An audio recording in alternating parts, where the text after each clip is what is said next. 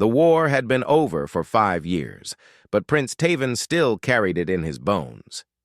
He stood at the viewport of Station Harmony 7, watching the stars spin slowly in the endless dark. His silver-blue skin glowed faintly in the dim light of the observation deck. His 4 arms hung loose at his sides.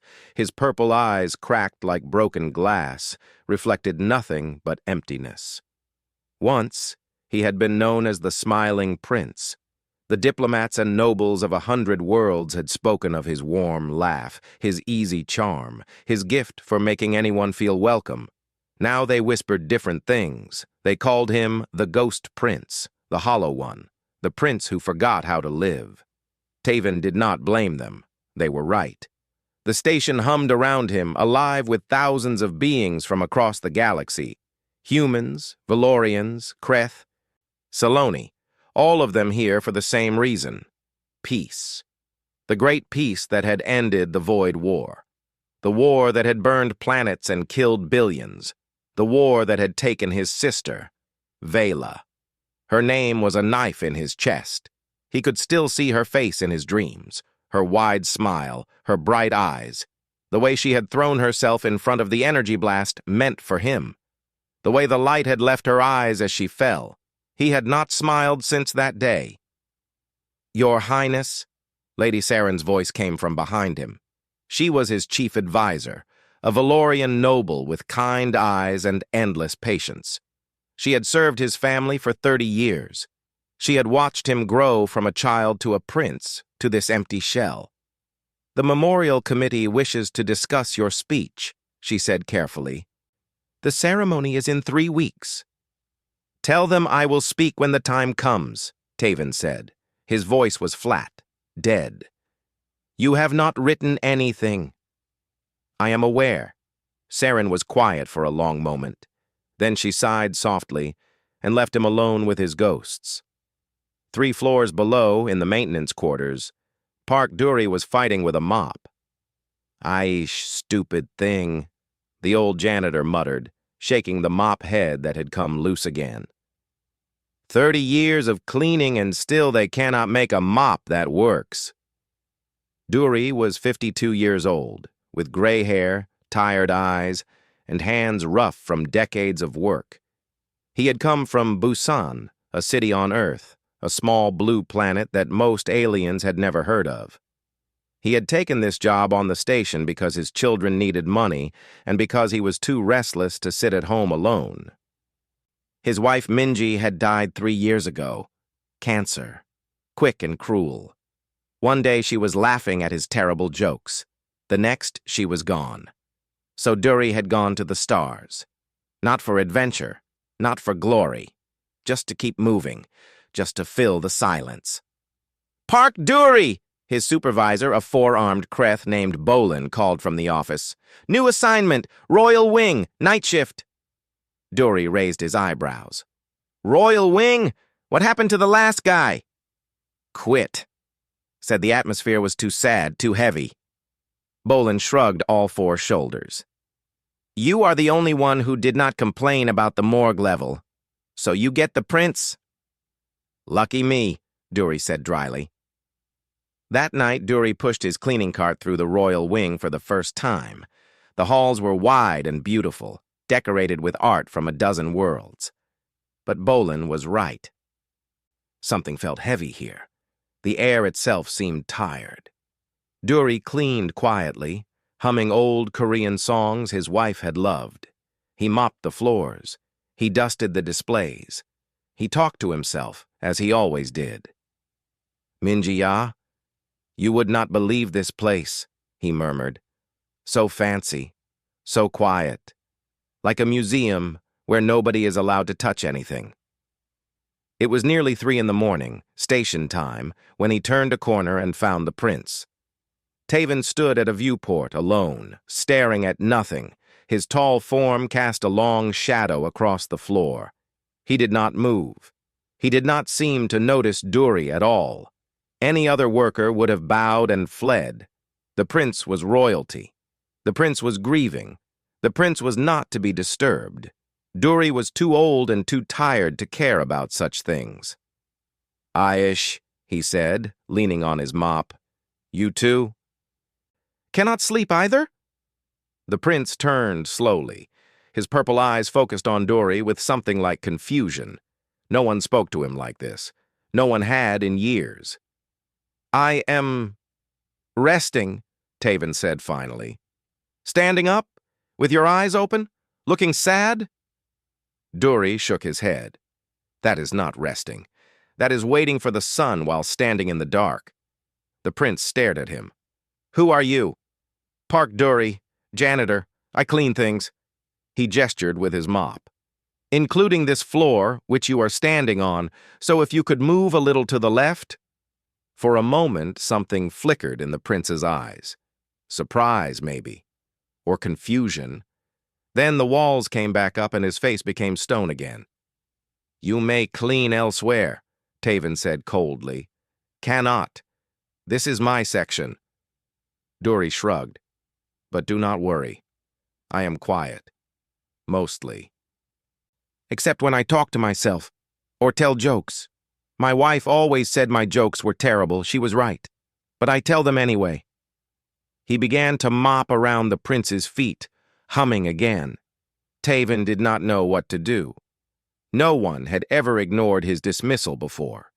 No one had ever treated him like just another person in the way. He watched the strange human work, this small old man with his gray hair and his worn hands and his quiet humming.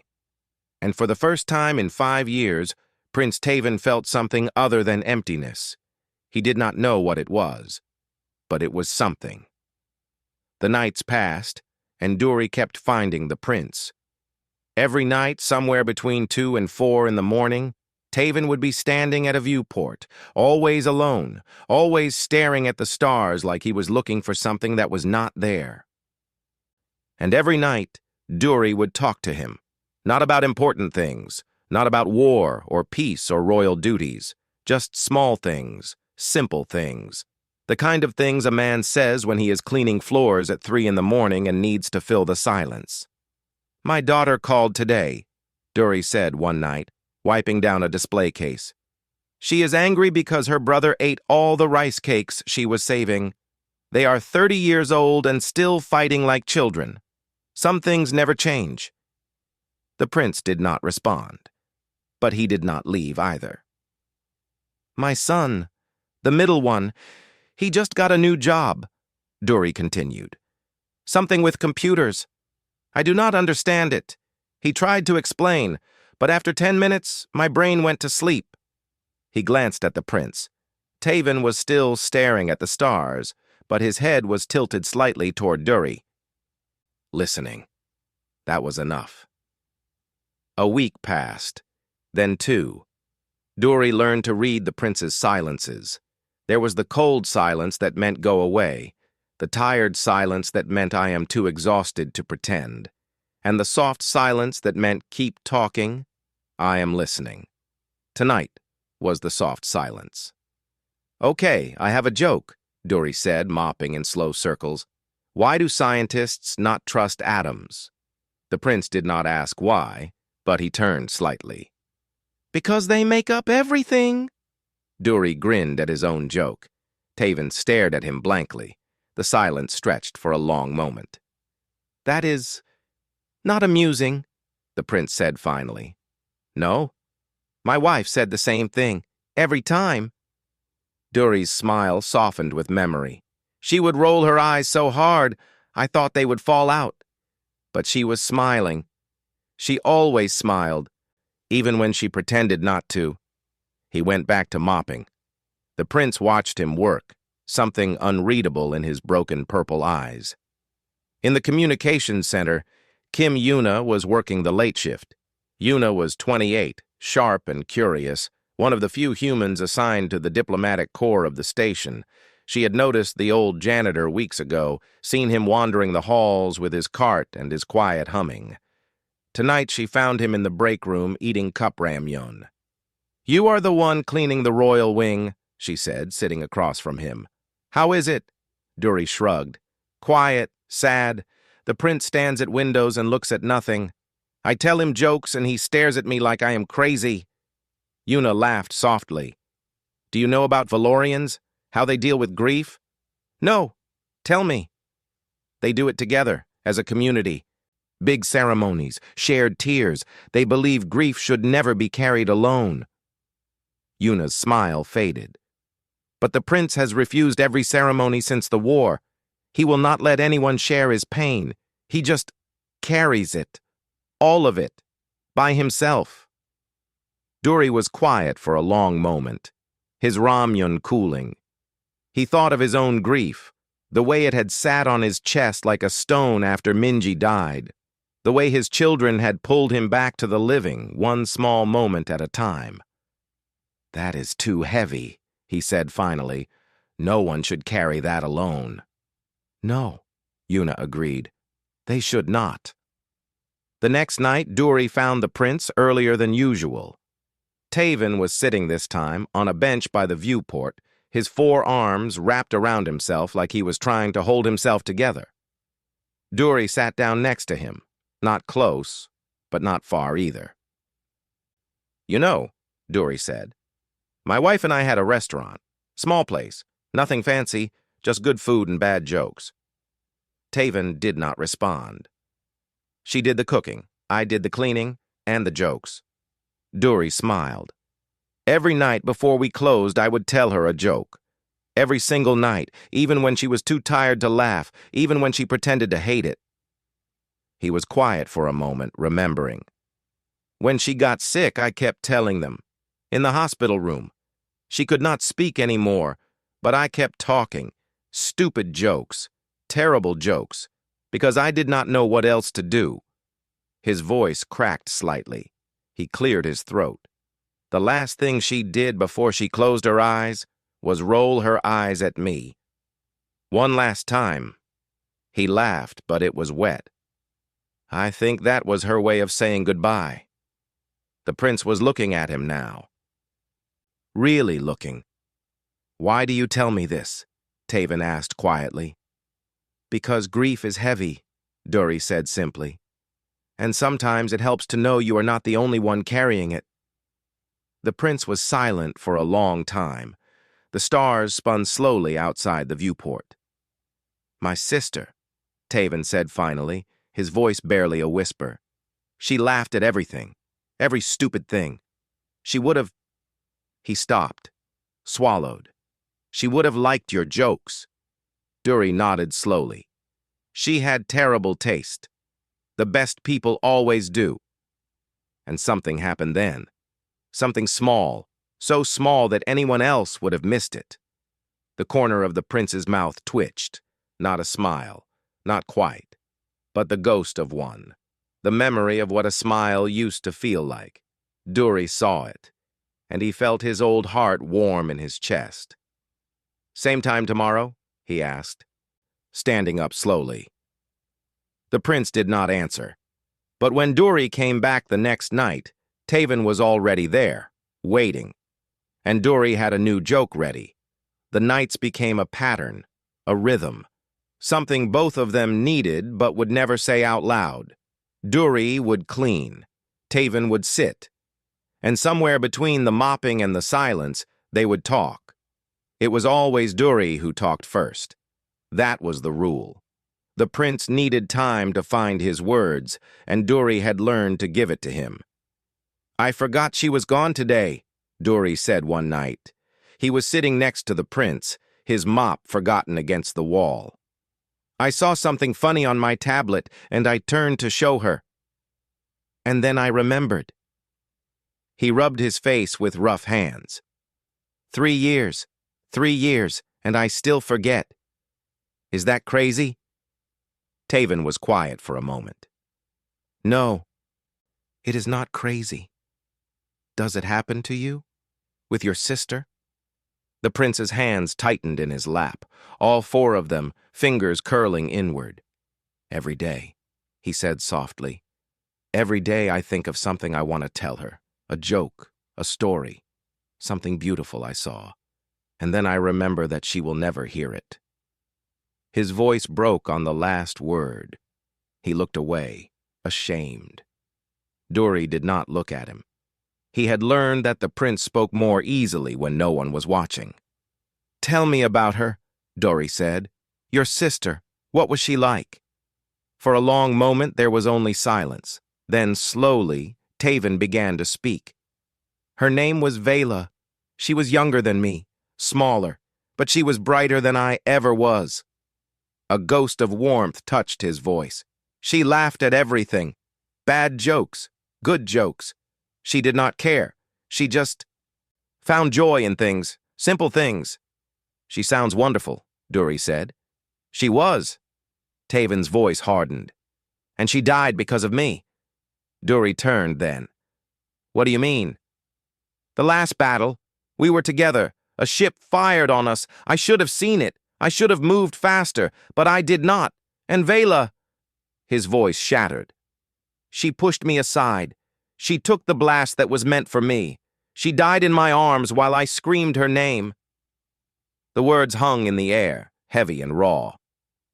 "It should have been me," Taven whispered. "It should have been me." Dory was quiet for a long time. He looked at the prince, at this broken creature who had carried 5 years of guilt on his shoulders. "You know," Dory said finally, "when my wife was sick, I made a deal with God. Take me instead.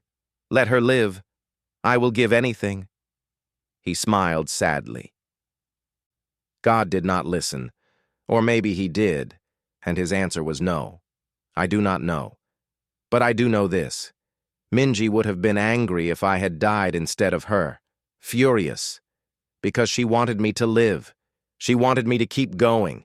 To tell bad jokes and annoy our children and live. He looked at the prince. "Your sister pushed you aside because she wanted you to live.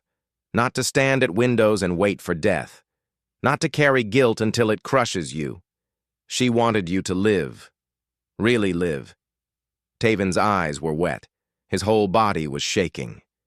"You do not understand," he said, his voice cold and brittle. "You are just a janitor. You know nothing of royal burden, of duty, of what I have lost." The words hit like a slap. Dory stood slowly. His old joints creaked. His face was calm, but there was something sad in his eyes. "You are right," he said quietly. "I am just a janitor. I do not know about crowns and thrones and royal things.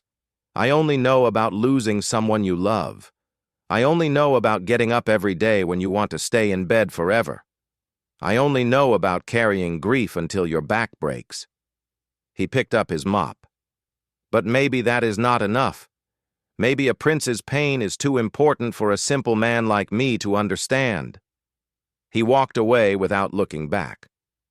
The prince sat alone in the dark, his sister's ghost heavy on his shoulders, and wondered why the silence suddenly felt so much worse. 3 nights passed. Dory did not come to the royal wing. He had asked for a transfer, back to the lower decks, back to the morgue level, where the only company was the dead and the machines that kept them cold. Taven stood at his viewport every night, waiting, listening for the sound of wheels on the floor, for humming, for terrible jokes. But there was only silence. Lady Saren found him on the 3rd night. "The human janitor," she said carefully. "He is no longer assigned to this wing." "I know. He requested the transfer himself." Taven said nothing. Saren moved closer, her voice soft but firm. "That man showed you more kindness in a few weeks than this entire court has shown you in 5 years. He talked to you like a person, not a prince, not a symbol, a person." "He overstepped," Taven said coldly. "He told you the truth." Saren's eyes were hard. "That is not the same thing." She turned to leave, then stopped at the door. "Your sister would be ashamed of you," she said quietly. "Not because you grieve, but because you push away everyone who tries to help you carry it." She left him alone with those words. And in the darkness, Prince Taven finally let himself cry. The memorial ceremony was 1 week away. Prince Taven had not written a single word of his speech. Every time he sat down to write, the words died in his throat. How could he speak of peace when he felt like war still raged inside him? How could he honor the dead when he could not even honor his sister's sacrifice by living? He thought of Dury, of his terrible jokes and his sad eyes and his quiet wisdom. He thought of what the old janitor had said about his wife, about living. On the 6th night, Taven did something he had never done before. He left the royal wing and walked down to the maintenance quarters. The lower decks were loud and cramped and full of life. Workers from a dozen species rushed past him, barely noticing the tall Valorian in simple clothes.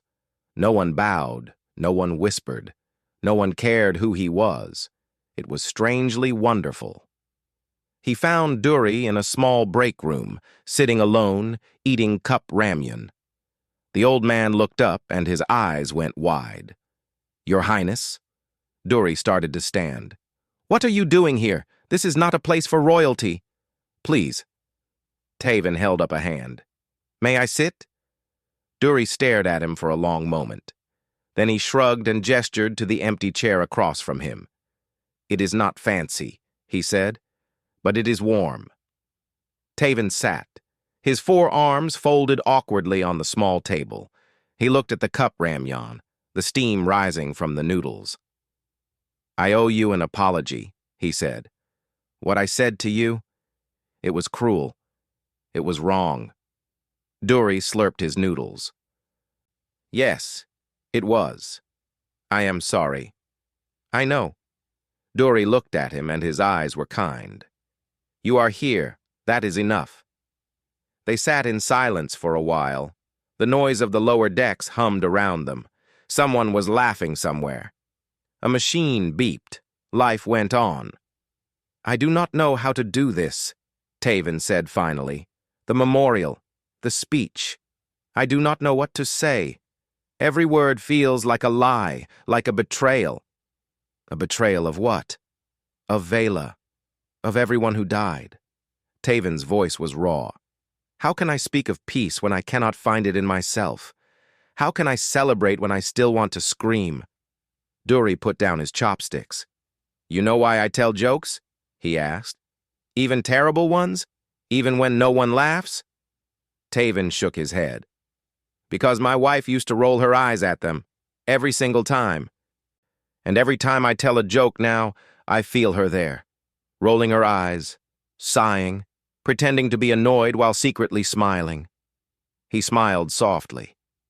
"Every bad joke is a prayer to her, a way of saying I remember you. I carry you with me. You are not gone." Taven felt something break open in his chest, something he had been holding tight for 5 years. "What if I cannot find the words?" he whispered. "Then do not speak for the dead," Dury said. "Speak for the living. Speak for the ones who are still here, carrying their grief, trying to find a reason to keep going." He reached across the table and put his rough hand over the prince's.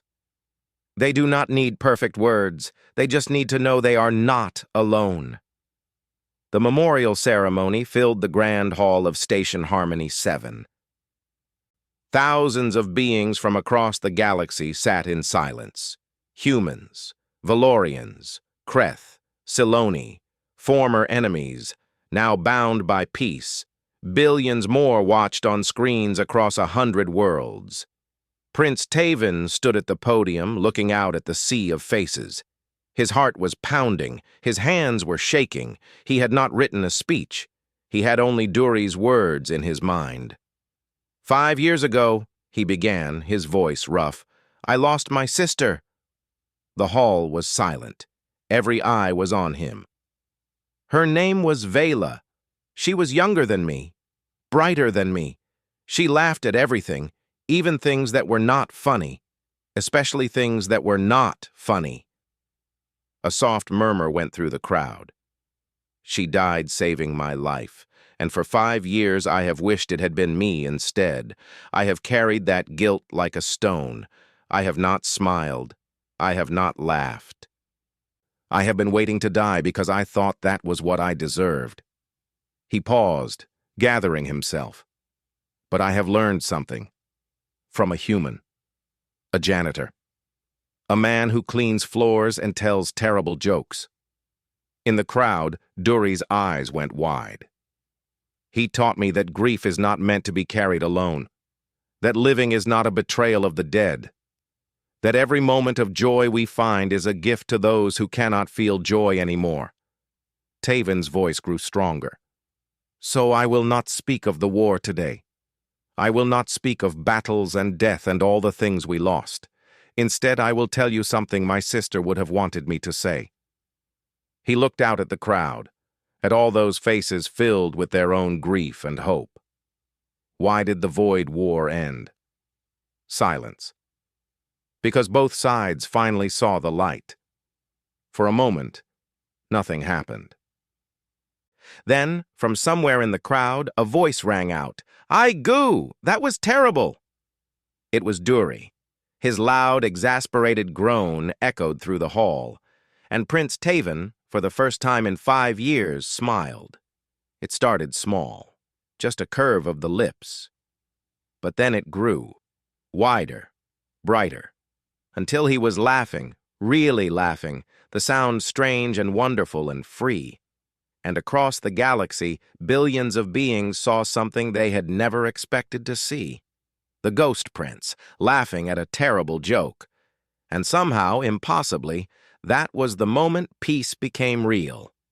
The galaxy had seen many strange things, stars being born, worlds dying, wars that lasted centuries, and peace that came in a single moment.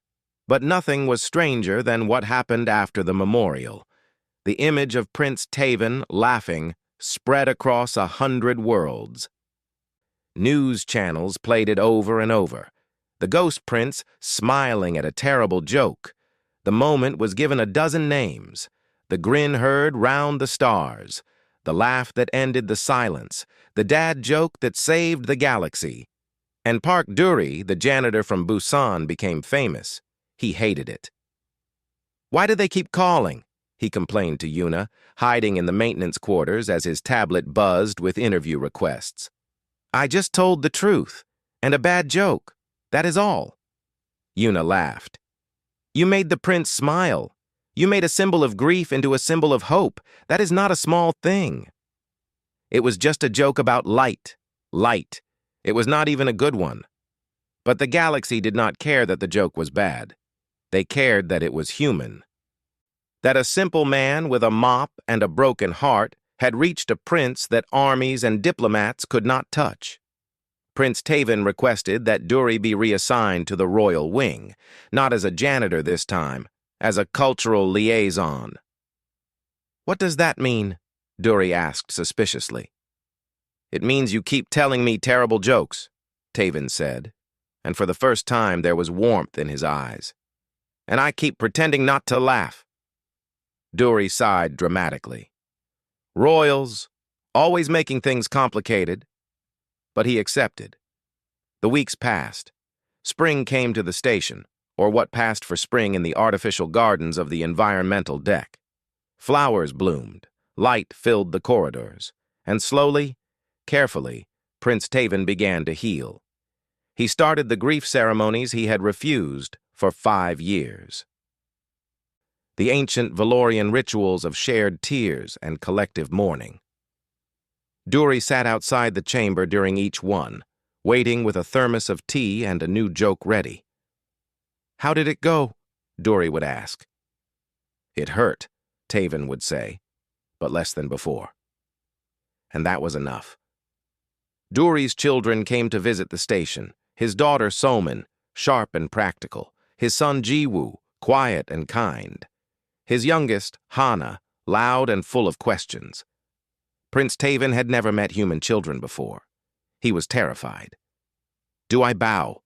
he whispered to Duri. "What do I say? How do I—" "Just be yourself," Duri said. "They do not care about crowns. They care about whether you are kind." The prince tried. He really tried. He answered Hana's endless questions about his 4 arms. He listened to Jiwoo talk about his work with computers. He even attempted to make Soman laugh. "Why do Valorians make good friends?" he asked nervously. Soman raised an eyebrow. "Why?" "Because we always have an extra hand to help." Silence. Then Soman snorted. "That was terrible. You have been spending too much time with my father." Taven looked at Duri with something like panic. Duri just grinned. "She liked it," he said. "Trust me." 1 year later, Prince Taven did something no Valorian royal had ever done before. He visited Earth, not for diplomacy, not for ceremony, just for a simple trip to a small city called Busan, to stand in a quiet cemetery on a hill overlooking the sea. Duri led him through the rows of stones until they reached a simple marker. The name was written in Korean characters that Taven had learned to read. Park Minji, beloved wife, beloved mother. She rolled her eyes at every joke, but she always smiled. Duri knelt down and placed fresh flowers on the grave. His hands trembled slightly. "Yobo," he said softly. "I brought a friend. He is a prince, but do not hold it against him. He has terrible taste in jokes, just like you." Taven stood beside him, holding a Valorian morning flower. It was silver and blue, like his skin, and it glowed faintly in the morning light. He had practiced what he wanted to say. He had practiced for days. But now, standing here, the words felt too small. "Thank you," he said finally, "for sharing him with the galaxy. He saved me when I did not want to be saved." He placed the flower on the grave, next to the others. Duri wiped his eyes. Then he stood, his old knees creaking. "Okay," he said. "Enough crying. You know why Minji would have liked you?" Taven looked at him. "Why?" "Because you are royally good company." The prince stared at him. The wind blew across the hill, carrying the smell of the sea. And then Taven laughed, really laughed. The sound was bright and warm and full of something that had been missing for too long. It echoed across the cemetery, startling birds from the trees. Duri laughed too, his eyes wet but his heart light. And somewhere, in that space between grief and joy where the people we love still live, 2 women smiled at the sound. Vela, who had died so her brother could live. Minji, who had rolled her eyes at every joke but always smiled. They had never met. They never would. But they shared something now. 2 men who had learned to laugh again. 2 hearts that had found their way home. The galaxy was vast and often cruel. It was full of wars and loss and pain that seemed endless. But sometimes, in the quiet spaces between stars, a janitor with bad jokes could save a prince. And sometimes, that was enough.